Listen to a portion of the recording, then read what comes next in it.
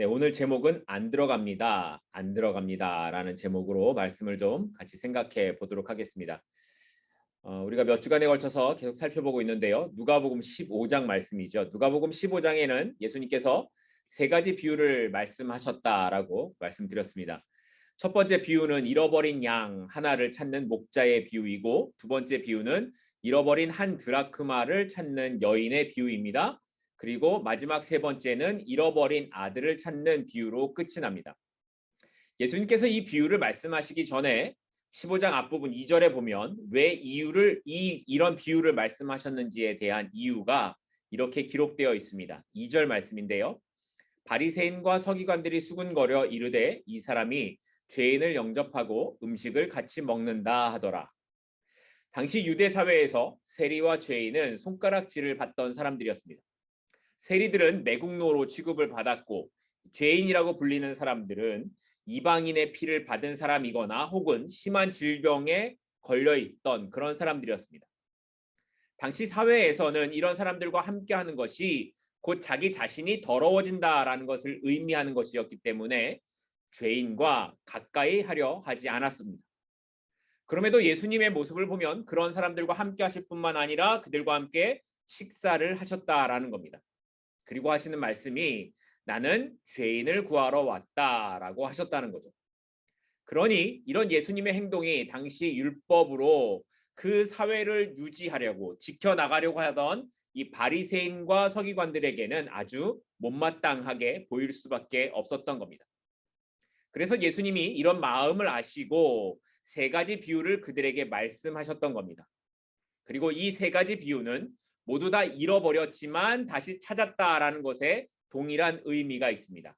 또한 이 비유는 갈수록 점차적으로 그 의미가 강조되어 가고 있다라는 것도 보게 됩니다. 첫 번째 비유인 양 100마리 중에서 한 마리를 잃어버렸다라는 것이 있고, 두 번째 비유는 10개의 드라크마 중에서 하나를 잃어버렸다라는 것이고, 마지막 세 번째 비유는 아들 둘 중에서 하나를 잃어버린 것이기 때문에 숫자적으로나 의미적으로 이 비유의 강도가 점차적으로 높아져 간다라는 것을 알 수 있습니다. 더구나 마지막 비유로 말씀하신 우리가 흔히 말하는 탕자의 비유는 이 세 가지 비유의 결론이 담겨 있는 내용이기 때문에 우리가 좀 더 관심을 두고 읽어봐야 하는 부분이기도 합니다. 우리는 탕자의 비유라고 하면 지난주에 우리가 살펴본 것처럼 둘째 아들이 재산을 가지고 나갔다 다 써버리고 아버지께로 다시 돌아왔다라는 이 내용에 초점을 둡니다. 그래서 우리도 아버지께로 돌아가자, 우리도 하나님께로 돌아가자, 이런 교훈을 얻게 되기도 합니다. 그런데 탕자의 비유의 핵심은 사실 우리가 하나님께로 돌아가자라는 것이 아니라 아버지가 찾으신다라는 것, 아버지가 기다리신다라는 것에 초점이 있다고 말씀을 드렸습니다. 왜냐하면 앞에 두 가지 비유, 잃은 양을 찾은 것이나 잃은 드라크마를 찾은 것에 대한 중심이 목자가 여인이 그것을 간절하게 찾았다라는 것에 있는 것처럼 아들도 아버지가 간절하게 찾고 기다렸다라는 데에 있기 때문입니다. 그래서 지난주에 말씀의 중심은 이 둘째 아들이 돌아오는 것을 보고 아버지가 측은히 여기고 그 아들이 돌아오기만을 기다리다 아들을 향해 달려가는 아버지, 그 아버지가 바로 우리 하나님이시다라는 것이었습니다. 그렇게 하나님은 오늘도 우리를 기다리시고 한 영혼이 아버지께로 돌아오는 것을 기뻐하신다라는 겁니다. 자, 그러면 그렇게 예수님께서 말씀하신 이 세 가지 비유가 그렇게 끝이 나면 되는데, 이 비유에 있어서 예수님은 그렇게 끝을 맺지 않으시고 오늘 우리가 읽은 25절부터 또 다른 이야기를 이어가고 계십니다. 그리고 이것이 사실 세 가지 비유의 가장 큰 핵심입니다. 25절부터 27절까지 말씀을 좀 보겠습니다. 맏아들은 밭에 있다가 돌아와 집에 가까이 왔을 때에 풍악과 춤추는 소리를 듣고 한 종을 불러 이 무슨 일인가 물은데 대답하되 당신의 동생이 돌아왔음에 당신의 아버지가 건강한 그를 다시 맞아들이게 됨으로 인하여 살진 송아지를 잡았나이다 하니, 맏아들은 밭에 있다가 집으로 돌아왔습니다. 이 밭에 있었다라는 것은 자기에게 주어진 일을 성실하게 감당했다라는 의미입니다. 성실하게 살아가는 맏아들. 여기까지는 맏아들이 훌륭합니다. 그런데 맏아들이 집에 가까이 왔을 때 집에서 춤추고 노래하는 소리를 들었습니다. 그런데 맏아들이 그런 소리를 듣고 집에 들어가지 않고요. 한종을 불러서 상황 파악을 합니다. 당시 잔치가 해가 질 무렵에 시작을 하는 것이었으니까 맏아들은 밭에서 일을 하다가 해가 질 때까지 일을 하다 돌아왔을 겁니다. 그런데 집에 와서 보니까 잔치가 벌어졌는데 종이 하는 말이 당신의 동생이 돌아와서 아버지가 살찐 송아지를 잡고 잔치를 벌이는 중이다라는 이야기를 듣게 된 겁니다. 만약 여러분이 맏아들이라면 이 상황을 어떻게 받아들일 수 있겠습니까? 하루 종일 일을 했어요. 그래서 해가 져서 집에 왔는데 아버지는 재산을 가지고 나갔던 동생이 그걸 다 탕진하고 돌아왔는데 온 동네가 요란할 정도로 잔치를 벌이고 있는 겁니다. 나는 혼자서 얼마나 많이 수고를 많이 했는데 나는 그동안 염소 새끼 한 마리도 잡아주지 않더니 집 나가서 흥청망청 지 살고 싶은 대로 살던 그 아들이 돌아왔다고 그 귀한 소를 잡아 잔치를 벌이는 게 이게 말이 되냐? 이런 생각이 들지 않으실까요? 말하자면 이런 겁니다. 여러분이 고등학교 다닐 때 엄청 공부를 잘했습니다. 그렇지 않으시더라도 이제 그렇게 상상을 하시는 거예요. 그래서 시험을 보면 평균이 95점인 겁니다. 상상만 해도 기쁘죠. 그런 일은 없었지만 이제 우리가 그렇게 상상하는 겁니다. 그런데 어느 날 수능 모의고사에서 성적을 87점을 받았습니다. 그러면 부모님의 반응이 어떻겠습니까? 아니 네가 무슨 일이 있었냐? 왜 이렇게 된 거냐? 이렇게 해서 원하는 대학에 가겠냐? 막 그럴 겁니다. 그런데 동생은 시험을 보면 평균이 55점입니다. 이 동생은 학교만 졸업해도 감사하다 이런 애입니다. 그런데 어느 날 동생이 시험을 봤는데 성적이 75점이 나온 겁니다. 그러면 부모님이 어떻게 하겠습니까? 뭐 사줄까? 역시 우리 아들이 머리가 좋아. 너도 하면 잘하지. 이렇게 칭찬하고 난리가 날 겁니다. 그러면 시험을 늘 잘 보던 여러분의 마음은 어떻겠습니까? 여러분은 마음이 착해서 부모님을 이해하고 동생을 위해서 같이 기뻐하겠지만 보통은 그럼 나는 뭔가 뭐 그런 생각을 할 수 있을 겁니다. 맏아들이 그랬습니다. 그래서 그가 보인 반응이 이랬다라고 기록합니다. 28절입니다. 그가 노하여 들어가고자 하지 아니하거늘 아버지가 나와서 권했다라는 거죠. 맏아들의 불만은 동생과 자신을 대하는 아버지의 태도가 불공평하다라는 것이었습니다. 맏아들은 아버지께서 동생의 다리를 부러뜨리든지 반성문을 쓰게 하든지 아니면 동생의 요청대로 종과 같이 대해야 한다라고 생각했는데 아버지가 잔치를 벌인다. 이게 이해가 되지 않는 겁니다. 그래서 화가 났습니다. 심지어 아버지가 나와서 얘야 같이 들어가자. 같이 잔치를 즐기자라고 권하는데도 이렇게 대답을 합니다. 29절이요. 아버지께 대답하여 이르되 내가 여러 해 아버지를 섬겨 명을 어김이 없거늘 내게는 염소 새끼라도 주어 나와 내 벗으로 즐기게 하신 일이 없더니 29절을 여러분이 다시 한번 보시면 여기에 내 또는 나라는 말이 4번이나 나옵니다. 맏아들의 생각에는 자신이 더 나은 대접을 받아야 하는데 그렇지 못한 것에 대한 분노가 일어나는 겁니다. 그는 자신이 여러 해 아버지를 섬기며 명령을 어긴 적이 없었다라고 말합니다. 이 여러 해는 동생이 나가 있었던 기간일 겁니다. 이렇게 수년 동안 자신이 종처럼 일했음에도 자신은 아무것도 받은 것이 없다라고 이 맏아들이 불평하고 있는 거죠. 반면에 동생은 재산을 다 까먹고 돌아왔는데 아버지가 제일 좋은 옷을 입히고 손에 가락지를 끼우고 신발을 신기고 소를 잡아서 잔치를 하는 것이 말이 되냐고 이건 불공평하다고 화를 내고 있는 겁니다. 자, 그러면 여기서 우리가 정말 그런가 사실 확인을 좀 해봐야 할 것 같습니다. 맏아들이 말한 이 말이 사실일까? 12절인데요. 지난주에 읽었던 본문인데요. 12절입니다. 그 둘째가 아버지에게 말하되 아버지여 재산 중에서 내게 돌아올 분깃을 내게 주소서 하는지라 아버지가 그 살림을 각각 나누어 주었더니. 지난주에 우리가 살펴본 것처럼 둘째 아들이 집 나가기 전에 아버지한테 재산을 달라 그랬더니 아버지가 둘째에게 재산을 나눠줬어요. 그런데 둘째뿐만 아니라 큰아들에게도 맏아들에게도 살림을 각각 나누어 주었습니다. 그러니까 이 유산을 둘째뿐만 아니라 맏아들도 함께 받았다라는 겁니다. 그러면 그동안 이 맏아들이 밭에서 수고한 것, 뭐 가축을 키우고 일을 한 것이 아버지를 위한 것만이 아니라 자기의 재산을 위한 수고였기도 한 것입니다. 그럼에도 맏아들의 반응은 마치 아버지가 자기에게는 아무것도 해준 것이 없다라는 것처럼 그렇게 불평을 하고 있습니다. 우리 중 하나님으로부터 살아갈 은혜를 받지 않은 사람은 아무도 없습니다.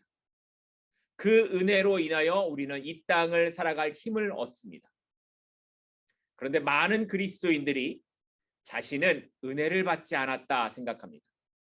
그 생각 때문에 다른 어떤 누군가 하나님께 은혜를 얻었다라고 생각이 되면 질투를 하죠.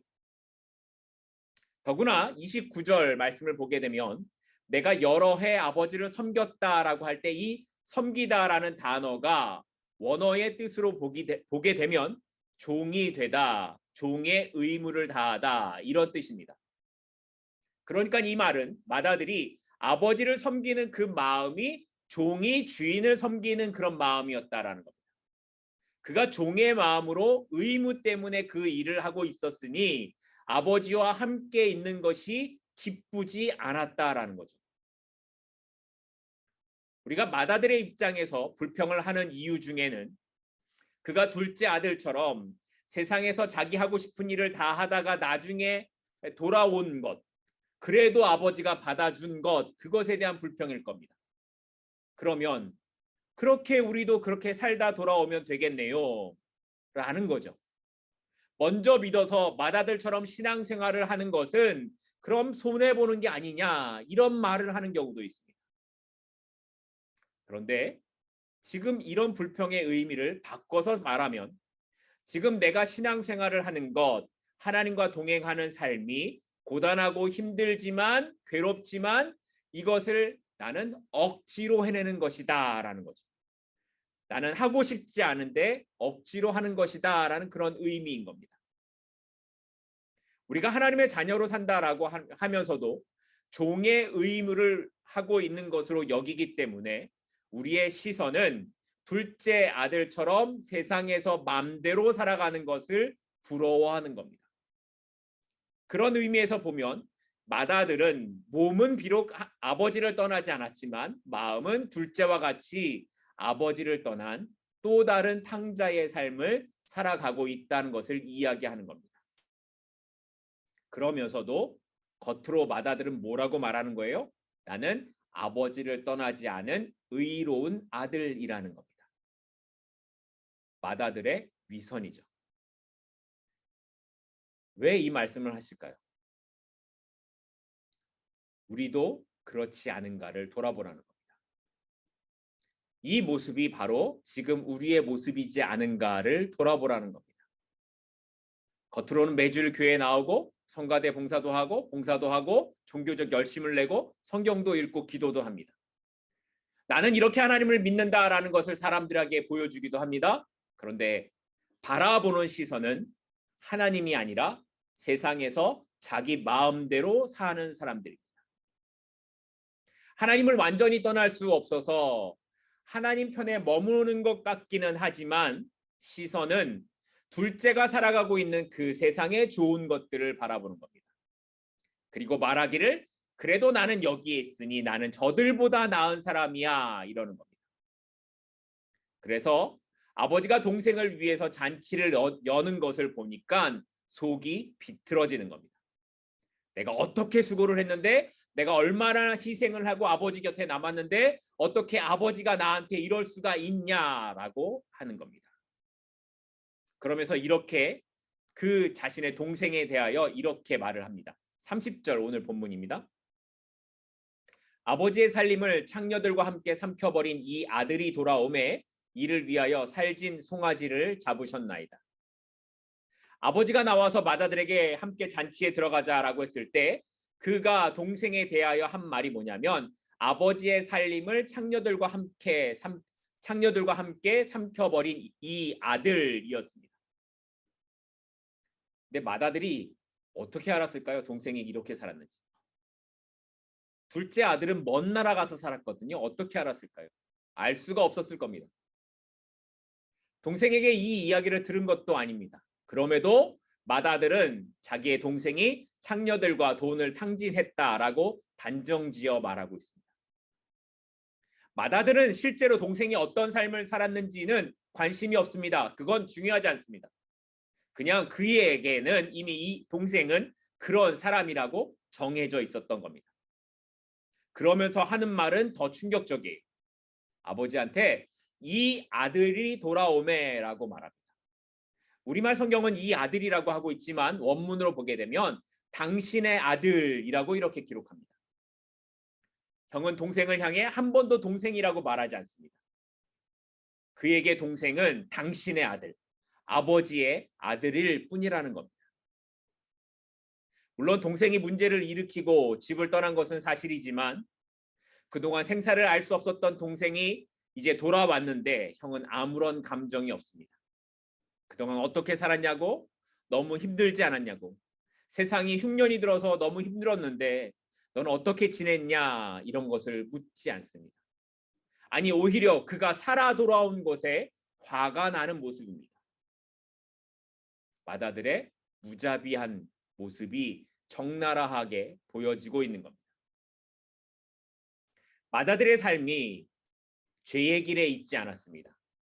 그는 여러 해 아버지와 함께 있었고 동생이 돌아오던 시간에도 자기에게 주어진 일을 성실하게 감당했던 사람이었습니다. 그렇다고 동생처럼 자신의 재산을 허랑방탕하게 낭비하던 사람도 아니었습니다. 그런데 그에게는 은혜가 없었습니다. 아니, 은혜를 몰랐습니다. 그는 동생보다 더 큰 유산을 이미 받았고 자기에게 주어진 것을 지키기 위해 수고하고 땀을 흘렸을 것입니다. 그럼에도 그는 나는 아버지에게서 염소 새끼 하나도 받지 못했다라고 말을 하고 동생에게 베푸는 아버지의 사랑을 질투하고 화를 내고 있는 겁니다. 왜냐하면 자신이 아버지에게 은혜를 받았다라는 것을 알지 못하니까 동생에 대한 자비한 마음을 가질 수가 없었던 겁니다. 그래서 동생을 자신의 혈육으로 여기는 것조차 거부했던 겁니다. 은혜가 없는 자신의 의로 사는 삶이 얼마나 무자비한지를 마다들이 너무나 잘 보여주고 있는 겁니다. 그러면 여기서 우리가 생각해 봐야 되는 것은 왜 예수님께서 이 마다들의 이야기를 하셨을까 하는 겁니다. 그건 바리새인과 서기관들이 바로 이 마다들과 같기 때문이라는 걸 보여주고 싶으셨기 때문이었습니다. 너희가 세리와 죄인이라고 했던 사람들이 하나님 나라에 들어오게 된 것을 아버지 하나님이 얼마나 기뻐하시는지 너희도 알았으면 좋겠다라는 거죠. 아니 너희도 그 은혜 아래 있었던 사람이라는 것을 기억하라고 말씀하시는 겁니다. 너희가 죄인이라고 말했던 그들도 포기할 수 없는 하나님의 아들이고 너희의 동생이라는 것을 기억하라고 말씀하고 있는 겁니다. 여러분은 구원받을 수 없다. 이 사람은 정말 구원받을 수 없는 사람이야. 라는 사람이 있으십니까?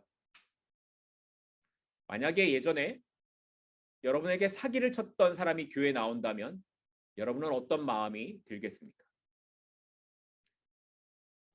그 사람과 함께 예배하실 수 있으실까요? 또 여자의 모습을 한 동성애자가 교회에 나와 내 옆에 앉는다면 어떤 마음이 들겠습니까? 아니, 조금 더 신문에 나왔던 그 연쇄 살인범이 교회에 나와 같이 예배한다면 어떤 마음이 들겠습니까? 우리가 생각할 때 도저히 용서받을 수 없는 사람이 교회에 나온다면 그래도 그 사람을 위해 진심으로 기도할 수 있을 것 같으십니까? 우리는 마다들처럼 우리도 죄인이고 자비가 필요한 사람이라는 것을 알지만 적어도 나는 그런 사람들보다 의롭다 생각하고 저런 사람이 회개하고 용서받는 것은 있을 수 없다라고 판단할 때가 있습니다. 그런데 주님은 우리에게 은혜를 기억하라고 말씀하시는 겁니다. 나도 원래 죄인 되었음을, 십자가의 은혜가 없었다면 영원한 죽음 가운데 있을 수밖에 없었던 죄인이었다라는 것을 기억하라는 겁니다. 오늘 말씀인 누가복음 15장 이 마지막 32절을 보면 마침표가 없이 끝나는 것 같아 보입니다. 아버지는 맏아들로부터 이 불평의 말을 듣고 사람들에게 했던 말을 반복하는 것으로 이야기가 끝이 납니다. 마지막 32절인데요. 이 내 동생은 죽었다가 살아났으며 내가 잃었다가 얻었기로 우리가 즐거워하고 기뻐하는 것이 마땅하다 하니라. 이렇게 비유의 말씀이 끝이 납니다. 아버지의 말을 듣고 맏아들이 아버지 잘못했습니다 라고 하는 모습도 없고 동생과 화해하는 내용도 없습니다. 아마 맏아들은 끝까지 잔치에 들어가지 않았을 겁니다. 무슨 말입니까? 맏아들로 비유된 이 바리새인과 서기관들이 예수님의 비유를 듣고 마음이 돌아서지 않았을 것을 예수님이 아셨다라는 겁니다. 자신의 생각을 절대시하면 진리를 들어도 받아들이지 않고 그것을 밀어냅니다. 바리새인과 서기관들이 예수님의 말씀을 들어도 변화되지 않았습니다. 만약 그랬다면 그들이 예수님을 십자가에 못 박지는 않았을 겁니다. 하나님의 자녀로 사는 삶은 말씀대로 살고 하나님의 뜻대로 사는 것이 맞습니다. 그런데 거기에 은혜가 빠지면 그때부터 그 삶의 태도는 나의 의로움만 남게 됩니다. 그것을 통해 나를 드러내고 싶어지고 심지어 다른 사람을 판단하고 정죄하게 됩니다. 그러면 우리가 바로 무자비한 맏아들이 되는 겁니다. 그래서 맏아들의 첫 번째 잘못은 은혜를 알지 못하는 것에 있었습니다.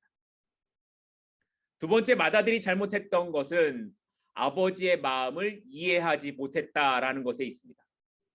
둘째 아들이 떠난 다음에 아버지의 허전한 마음은 친구도 메워줄 수 없고 둘째가 가지고 간 돈보다 더 많은 돈을 벌었다 하더라도 허전했을 겁니다.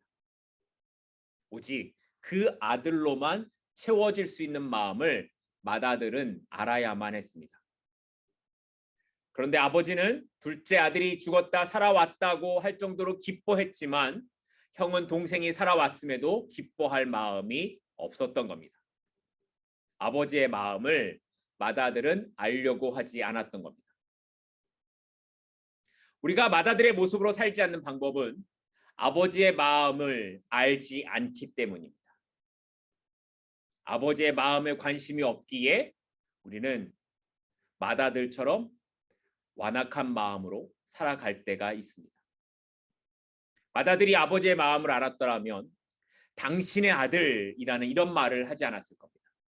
아버지의 마음을 알았더라면 화를 내고 잔치에 들어가지 않겠다고 난리를 치지 않았을 겁니다. 아버지의 마음을 알았더라면 왜 나에게는 염소 새끼 하나 잡아주지 않냐고 하지 않았을 겁니다. 그런데 아버지의 마음을 몰랐습니다. 우리가 아버지의 마음을 몰랐습니다. 나를 위해 이 땅에 하나밖에 없는 그 아들 예수 그리스도를 죽이려고 보내신 아버지의 마음을 혹시 우리는 아직 잘 모르고 살아가고 있지는 않습니까? 그래서 왜 나에게 이렇게 하시냐고, 왜 나를 이렇게 힘들게 하시냐고 얼마나 많이 따지면서 살아가고 있는지도 모릅니다.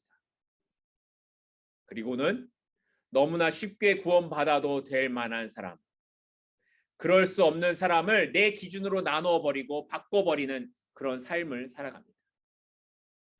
그러나 주님의 오심을 진정으로 아는 것은 이 땅에 보내신 그 하나님 아버지, 이 땅에 그 아들을 보내신 하나님 아버지의 마음을 품는 것입니다.